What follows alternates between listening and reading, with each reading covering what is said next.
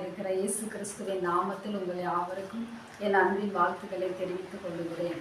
ஆண்டவராகிய இயேசு கிறிஸ்து இந்த பூமியிலே வாழ்ந்த நாட்களிலே நாயின் எங்கள் ஊருக்கு வந்த பொழுது ஜனங்கள் சீஷர்கள் எல்லாரும் அவருக்கு பின்னாக வந்து கொண்டிருந்தார்கள்.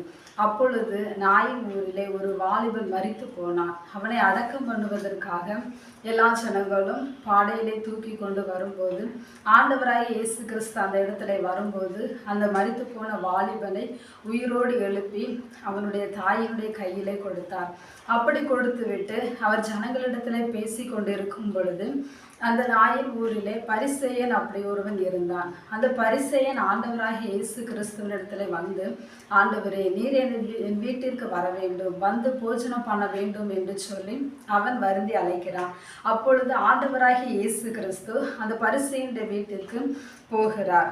அப்பொழுது அந்த ஊரிலே ஒரு பாவியான ஒரு ஸ்திரீ இருந்தாள். அந்த ஸ்திரீ வந்து ஆண்டவராகிய இயேசு கிறிஸ்து இந்த பரிசேயனுடைய வீட்டுக்கு போயிருந்ததை அறிந்து அவள் அந்த வீட்டிற்கு வருகிறாள். இவள் ஒரு பாவியான ஸ்திரீ என்று சொல்லி லூக்கா எழுதின சுவிசேஷம் 7ஆம் அதிகாரம் 37வது வசனத்திலே சொல்லப்பட்டிருக்கிறது. அப்பொழுது அந்த ஊரில் இருந்த பாவியாகி ஒரு ஸ்திரீ அவன் பரிசேயன் வீட்டிலே பந்தி இருக்கிறதை அறிந்து ஒரு பரணியில் பரிமள தைலம் கொண்டு வந்து, இந்த ஊரிலே இருந்த பாவியான ஸ்திரீ ஆண்டவராகிய இயேசு கிறிஸ்துவுக்கு ஒரு பரிமள தைலம் கொண்டு வராங்க. அவருடைய பாதங்களின் அருகே பின்னாக நின்று அழுது கொண்டு, இந்த வசனத்திலே நாம் பார்ப்போமானால் அந்த ஸ்திரீ ஒரு பாவியான ஸ்திரீ. அவள் அந்த இயேசு கிறிஸ்துவனுடைய பாதங்களுக்கு பின்னாக நின்று அழுது கொண்டு இருக்கிறாள். ஏனால் அவளுக்கு பாவத்தில் இருந்து ஒரு விடுதலை இல்லை. எப்படியாவது இந்த பாவத்திலிருந்து ஒரு விடுதலை வேண்டும் என்று சொல்லி ஆண்டவர் செய்கிற அற்புதங்களையும் அதிசயங்களையும் அவர் கேள்விப்பட்டு இயேசு கிறிஸ்து எப்படியும் என் பாவத்தை மன்னிப்பார் என்று சொல்லி அவள் ஆண்டவரிடத்திலே பாவ மன்னிப்பை பெறும்படியாக வந்திருக்கிறாள். அப்பொழுது அவள் இயேசு கிறிஸ்துக்கு பின்பாக நின்று அழுது கொண்டிருக்கிறாள். அவளுடைய இருதயம் முதலாவதாக உடைக்கப்படுகிறது. என்னுடைய பாவம் பெரியதாய் இருக்கிறது, கொடியதாய் இருக்கிறது, ஆண்டவரே என்னை மன்னியும் என்று சொல்லி அவள் அழுது கொண்டே இருக்கிறாள். அழுது ஆண்டவராக இயேசு கிறிஸ்துவின் பாதத்தை நனைக்கிறாள். நனைத்து தன் தலை மயிரினால் அதை துடைக்கிறாள். துடைத்துவிட்டு மறுபடியும் பரிமள தைலத்தினால் அவருடைய பாதங்களை பூசினாள் என்று சொல்லி பார்க்கிறோம். இந்த ஸ்திரீ ஆண்டவரிடத்திலே வருகிறாள். முதலாவது காரியம், அவளுடைய பாவம் மன்னிக்கப்பட வேண்டும். அந்த பாவம் மன்னிக்கப்பட வேண்டுமானால் அவளிடத்துல ஒரு விசுவாசம் காணப்பட்டது. அதை நாம் பின்பாக பார்ப்போம். இப்பொழுது அந்த வீட்டில் உள்ள ஜனங்கள் எல்லாருமே ஆண்டவராகிய இயேசு கிறிஸ்துவை நோக்கி பார்க்கிறார்கள். எப்படி என்றால், இவர் ஒரு தீர்க்கதரிசியாய் இருந்தால் இந்த பாவியான ஸ்திரீ இவளுடைய செய்கை எல்லாமே அவளுக்கு தெரிந்திருக்குமே. அப்படி அவருக்கு தெரிந்திருக்குமானால் இவர் அந்த ஸ்திரீயை தம்மை தொடும் அனுமதிக்க மாட்டாரே என்று சொல்லி அவர்கள் தங்களுடைய இருதயங்களிலே சிந்தித்துக் கொண்டிருந்தார்கள். அப்பொழுது ஆண்டவராகிய இயேசு கிறிஸ்து அந்த வீட்டில் உள்ள சீமோனை நோக்கி, சீமோனே, நான் உனக்கு ஒரு காரியம் சொல்ல வேண்டும் அப்படின்னு சொல்றாரு. அப்படின்னு சொல்லிட்டு ஒருவனிடத்துல 2 பேர் கடன் பட்டு இருந்தார்கள். ஒருவன் 500 வெள்ளிக்காசு, இன்னொருத்தன் 50 வெள்ளிக்காசு. 2 பேருமே ஒரே எஜமானுக்கு கடன் பட்டு இருக்கும் போது அந்த எஜமான் வந்து இவங்ககிட்ட கேட்குறாங்க. அப்போ இவங்களுக்கு வந்து அந்த பணத்தை, அந்த வெள்ளிக்காசு கொடுக்க முடியாத சூழ்நிலை காணப்படுகிறது. அதனால 2 பேருக்குமே அந்த வெள்ளிக்காசை கொடுக்க வேண்டாம் அப்படின்னு சொல்லி மன்னித்து விட்டான். இதுல எவன் அதிக அன்பாய் இருப்பான் என்று சொல்லி சீமோன் இடத்துல கேட்கிறார். 43வது வசனத்துல அதிலே சீமோன் பிரதியுத்தரமாக, எவனுக்கு அதிகமாய் மன்னித்து விட்டானோ அவனே அதிக அன்பாய் இருப்பான் என்று நினைக்கிறேன் என்றான். அதற்கு ஆண்டவர் சொன்னார், நீ சொன்னது சரிதான் அப்படின்னு சொல்லிட்டு ஸ்திரீயை பார்த்து சொல்றாரு. ஸ்திரீயினிடமாய் திரும்பி சீமோனை நோக்கி, இந்த ஸ்திரீயை பார்க்கிறாயே அப்படின்னு சொல்லிட்டு சொல்றாரு. அவளை குறித்து சில காரியங்களை அவனோடு பேசுகிறார். என்ன சொல்றாருன்னா, நான் உன் வீட்டிற்கு வந்தேன், நீ என் கால்களுக்கு தண்ணீர் தரவில்லை. இவளோ கண்ணீரினால் என் கால்களை நனைத்து தன் தலைமயிரினால் அவைகளை துடைத்தாள். நீ என்னை முத்தம் செய்யவில்லை. இவளோ நான் உட்பிரவேசித்தது முதல் என் பாதங்களை ஓயாமல் முத்தம் செய்தாள். என் தலைக்கு நீ எண்ணெய் தரவில்லை. இவளோ என் பாதங்களில் பரிமள தைலம் பூசினாள் என்று சொல்லி அவள் அன்பு கூறுகிற விதத்தை குறித்து அங்கே ஒவ்வொன்றாக சொல்லி கொண்டு இருக்கிறார்.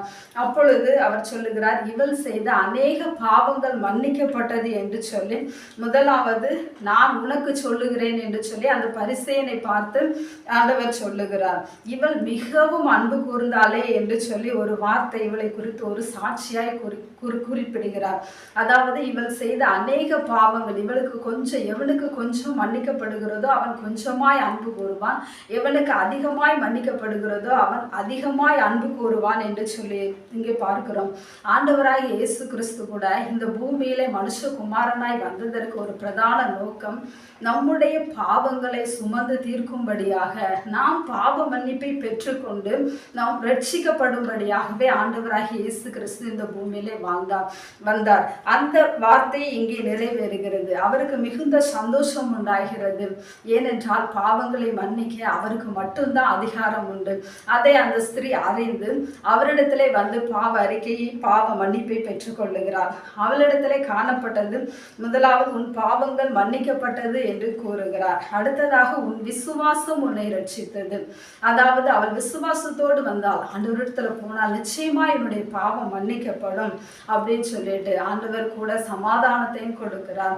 நம்மில் அநேகர் இந்த உலகத்திலே வாழ்ந்து கொண்டு இருக்கிறோம். கர்த்தரை அறிந்தவர்களும் அறியாதவர்களும் ஒருவேளை அநேக தவறு செய்திருக்கலாம். ஆண்டவர் என்னையும் மன்னிப்பாராம் என்று சொல்லி நீங்கள் நினைத்து கொண்டிருக்கலாம். நீங்கள் வருத்தப்பட வேண்டாம். நீங்கள் ஆண்டவரிடத்துல வர வேண்டும். ஆண்டவர் நமக்காக கல்வாரி சிலுவையிலே பட்ட பாடுகளை நாம் நினைத்து அவரிடத்துல ஜெபிக்கும் போது, நம்முடைய பாவங்களை அறிக்கையிடும் போது அவர் நம்முடைய பாவங்களை மன்னிக்கிறார். நாம் விசுவாசத்தோடு ஜெபிக்க வேண்டும். அப்பொழுது அவர் நமக்கு சமாதானத்தையும் தருகிறவராய் இருக்கிறார். அடுத்ததாக, இந்த ஆண்டவரிடத்துக்கு செய்கிறது நாம் எப்படி என்றால், மத்தேயு எழுதின சுவிசேஷம் 26ஆம் அதிகாரத்திலே 35வது வசனத்திலே பார்க்கிறோம். பசியாய் இருந்தேன், எனக்கு போஜனம் கொடுத்தீர்கள். தாகமாய் இருந்தேன், என் தாகத்தை தீர்த்தீர்கள். அந்நியனாய் இருந்தேன், என்னை சேர்த்து கொண்டீர்கள் என்று சொல்லி இப்படி சில காரியங்களை சொல்லுகிறார். அந்த பாவியான ஸ்திரீ ஆண்டவரிடத்துல நேரடியாக வந்து அவருடைய பாதங்களை முத்தம் செய்தால், பரிமள தைலத்தை அவருடைய பாதங்களிலே பூசினார். ஆனால் இன்றைக்கு நாம் செய்ய வேண்டியது என்னவெனில், பசியாய் இருந்தவர்களுக்கு போஜனம் கொடுக்க வேண்டும். தாகமாய் இருக்கிறவர்களுக்கு தாகத்தை தணிக்க வேண்டும். அந்நியனாய் இருக்கிறவர்களை சேர்த்து கொள்ள வேண்டும். வஸ்திரம் இல்லாதவர்களுக்கு கொடுக்க வேண்டும். வியாதிப்பட்டவர்களை நாம் விசாரிக்க வேண்டும். இப்படி நாம் செய்ய வேண்டும். இதை யாருக்கு செய்ய வேண்டும் என்றால், 40வது வசனத்திலே நாம் படிக்கிறோம். அதற்கு ராஜா பிரதியுத்தரமாக, மிகவும் சிறியவராகிய என் சகோதரரான இவர்களில் ஒருவனுக்கு நீங்கள் எதை செய்தீர்களோ அதை எனக்கே செய்தீர்கள் என்று மெய்யாகவே உங்களுக்கு சொல்லுகிறேன் என்பார். இந்த ராஜாவுக்கு நாம் செய்ய வேண்டியது என்னவெனில், மிகவும் சிறியவராகி என்று சொன்னால் நமக்கு தெரியும், ரொம்ப கஷ்டப்பட்டவங்க, ரொம்ப பரிதாபத்தில் இருக்கிறவங்க, அவங்களுக்கு உதவி செய்ய யாருமே இருக்க மாட்டாங்க. அப்படிப்பட்டவர்களுக்கு நாம் உதவி செய்ய வேண்டும். இன்னொரு வார்த்தை இதில் குறிப்பிடுகிறார், என் சகோதரரான இவர்களில் ஒருவனுக்கு. ஆண்டவருடைய சகோதரர் யார்? ஆண்டவராலே ரட்சிக்கப்பட்டவர்கள், பரிசுத்த ஆவியை பெற்றவர்கள், கர்த்தருடைய பிள்ளைகளாக வாழ்ந்து கொண்டிருக்கிறவர்கள் தான் அவருக்கு சகோதரர்கள்.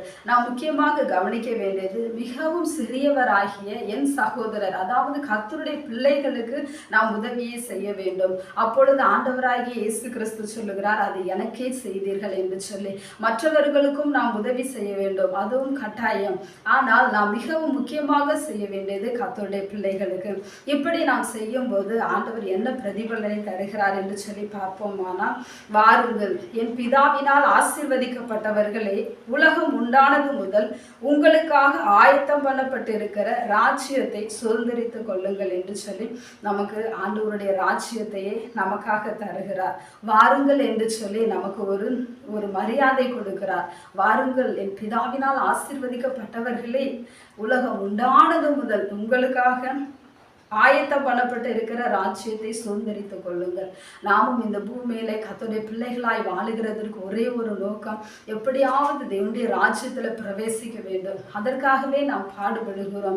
இதற்காக நாம் செய்ய வேண்டியது என்னவெனில், மிகவும் சிறியவராகிய என் சகோதரரான இவர்களில் ஒருவனுக்கு எதை செய்தீர்களோ அதை எனக்கே செய்தீர்கள் அப்படின்னு சொல்லி நாம் ஆண்டவருக்காக எல்லாவற்றையும் செய்ய வேண்டும். அதை நாம் இந்த வசனத்தின்படியே கஷ்டப்பட்டவர்களுக்காக, கர்த்தருடைய பிள்ளைகளுக்காக நாம் செய்யும் பொழுது நமக்காக பிதாவாகிய தேவனுடைய ராஜ்யத்தை நமக்கு தந்து அவரோடு கூட என்றென்றைக்கும் வாழ்ந்திருக்க கர்த்தர் கிரியை செய்வார். இந்த வசனத்தின்படியே நாமும் ஜனங்களுக்கு உதவி செய்வோம், கர்த்தருடைய பிள்ளைகளுக்கு உதவி செய்வோம். அப்பொழுது தேவனுடைய ராஜ்யத்தை சுதந்திரித்துக் கொள்ள கர்த்தர் நமக்கு கிருபை செய்வார். நாம் ஆண்டவரிடத்தில் மிகவும் அன்பு கூறுகிறவர்களாய் காணப்பட வேண்டும். அப்பொழுது எல்லாவற்றையும் நமக்கு சுதந்திரித்துக் கொள்வதற்கு அவர் நமக்கு உதவி செய்வார். இந்த வார்த்தையின்படி செபிப்போமா? நல்ல தகப்பனே, துதிக்கிற அருமையான நல்ல வேலைக்காய் உங்களுக்கு ஸ்தோத்திரம் ஆண்டவரே. பாவியான ஸ்திரீ தனக்கு உண்டான எல்லாவற்றையும் அவள் உம்மிடத்திலே கொடுத்து பாவ மன்னிப்பையும் பெற்றுக்கொண்டு ரட்சிப்பையும் பெற்றுக்கொண்டு அவள் சமாதானத்தையும் பெற்றுக்கொண்டாள் என்று சொல்லி பார்க்கிறோம் அப்பா. அதை போல கர்த்தாவே, இந்த பூமியிலே வாழுகிற நாங்களும் கர்த்தருடைய பிள்ளைகளாகிய சிறியவர்களுக்கு எல்லாவற்றையும் செய்து அவர்களுக்கு வேண்டிய எல்லாவற்றையும் செய்து அதை உமக்கே செய்கிறோம் என்று சொல்லி நாங்கள் இந்த வசனத்தின் மூலம் அறிந்து கொள்கிறோம் அப்பா. அப்படி நாங்கள் உமக்கு செய்கிறவர்களாய் காணப்பட வேண்டும். எந்த சூழ்நிலையிலும் அப்படிப்பட்டவர்களை நாங்கள் பகைக்கவோ வெறுக்கவோ கூடாது. உம்முடைய பிள்ளைகளுக்கு நாங்கள் எல்லா நன்மைகளையும் செய்து உம்முடைய ராஜ்யத்தில் பிரவேசிக்கிற பாக்கியத்தையும் பெற்றுக்கொள்ளும்படி கர்த்தர் கிருபை செய்யுங்க அப்பா. எல்லா துதி கன மகிமை உமக்கே செலுத்துகிறேன். இயேசு கிறிஸ்துவின் மூலம் செபிக்கிறேன் எங்கள் ஜீவன்ல நல்ல பிதாவே, ஆமென்.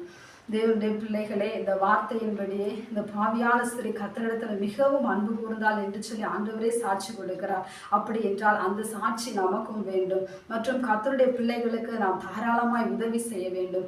அப்பொழுது தேவன் நமக்கு பரலோக ராஜ்யத்தில் மிகுந்த பலனை தருவார், பரலோக ராஜ்யத்தை நமக்கு தருவார். இந்த ஆசீர்வாதத்தை ஒவ்வொருவரும் பெற்றுக்கொள்ளுங்கள். கர்த்தர் உங்களை ஆசீர்வதிப்பாராக. ஆமென்.